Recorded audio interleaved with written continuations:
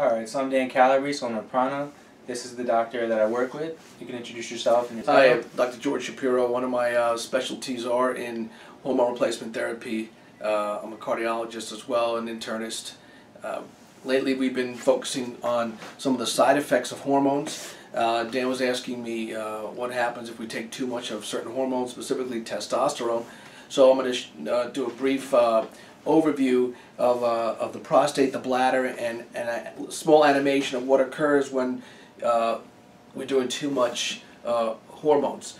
Particularly, most of our patients are on maybe 60 milligrams twice a week to 80 milligrams twice a week, no more than 200 milligrams of testosterone a week.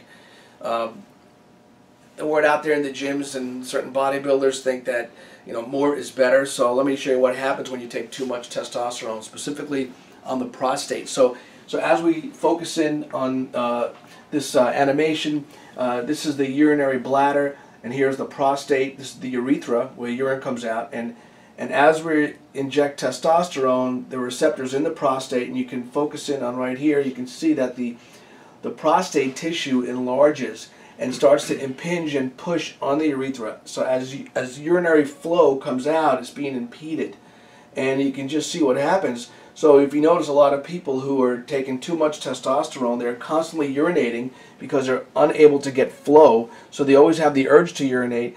But one of the most important things is they have something called retrograde ejaculation.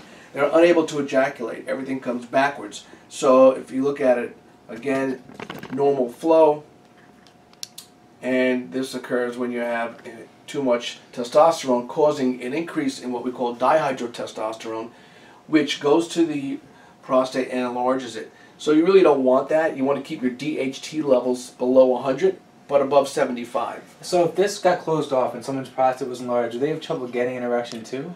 Yes, absolutely. Because there would be lack of blood flow. Correct. And when they pee, you said the stream, another time you talked, you said the stream would be weaker. Weak stream. It's someone who it's like an old man. You take a young guy and you basically make them into an old man with a large prostate artificially by taking too much testosterone that breaks down to too much dihydrotestosterone. So, I compete, a lot of my friends compete, and, we have competitors, even SPZ competitors I know that do, 3, 4, up to 600 milligrams of testosterone a week.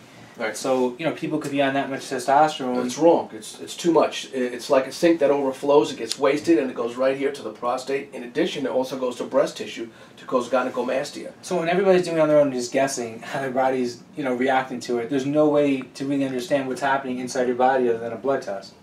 Blood tests are very important. Also symptoms. But, typical bodybuilders take way too much testosterone, 10 times the normal dose.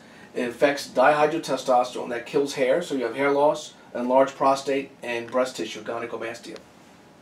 And it messes up your ability to get an erection, so you could have less testosterone in your body. Not only in erectile problems, but you have retrograde ejaculation. You can't ejaculate, and it goes backwards into the bladder. And if you see, you can actually look at the flow here. Look what happens. Nothing could come out. It's like blocked. So it's not the right thing to do. So it's very important to monitor your levels, monitor the metabolites like dihydrotestosterone and estrogen as well. And while we're here real quick, a lot of people understand that, women have testosterone, and that women's testosterone has to be within a certain range too. And we had a certain client who got her levels checked and her testosterone was 10. And just tell us some of the dangers of, women have too low testosterone as well. Yeah, testosterone is a very important hormone for men and women. Depression is very common in men and women with low testosterone. Testosterone also enhances your brain activity, how sharp you are, focused, edge. It gives you better muscle tone, obviously. Your metabolism is increased. You feel that drive. You start using your brain more. Testosterone is a very important hormone. There's some new data to show that low testosterone is now a risk factor for premature atherosclerosis, hardening of the arteries. So low testosterone is not great for the heart. There's been a lot of literature regarding testosterone. The newer data just published does not show any increased risk of heart attacks or strokes. Also, low testosterone is now a problem with prostate cancer. You want to have protection from prostate cancer. You want your levels to be elevated. Recent studies out of Harvard Medical School, Dr. Abraham Morgenthaler, published some recent data looking at testosterone in the prostate. So as professionals, we look at the science behind it, and the science is key. So that's what we follow, these guidelines. Specifically for women, though, women need less levels than men. There's a great article on the myths of testosterone for women. I'll actually forward that to you so you can show What should a to your woman's level be patients. and what should a man's level be in a range? We really focus on the free testosterone. The free testosterone for women we'd like around 10, total for women around 100. For men, anywhere between 800 and 1100 range is now considered to be the norm, and free testosterone for men around 250. I know a lot of guys too that have been on testosterone, the levels are really high, and they say, I don't have a sex drive, I don't feel well.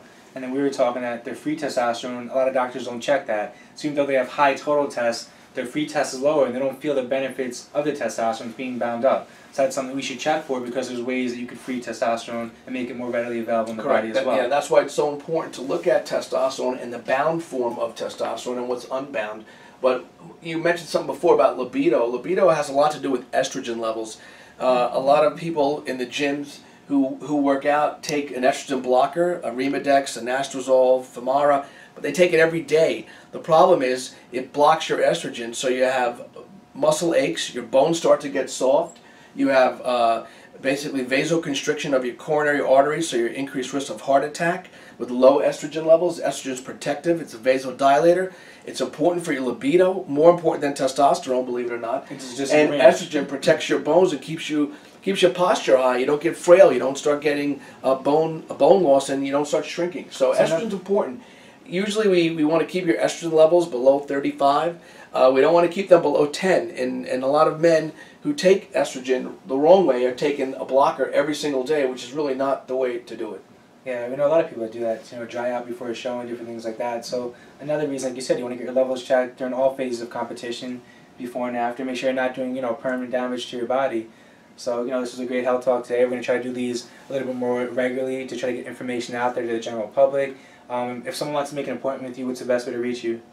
Probably, through you. You can probably set that up because we have a program we're setting up together between nutrition, exercise. So I have a link on my website that you can click through, schedule an appointment. He's 2 floors up from me, so a lot of clients could come in when they come in and visit the gym. We could also schedule an appointment for a consultation, possibly a blood test. So thank you so much for your time. You're welcome. Take care. Thank you.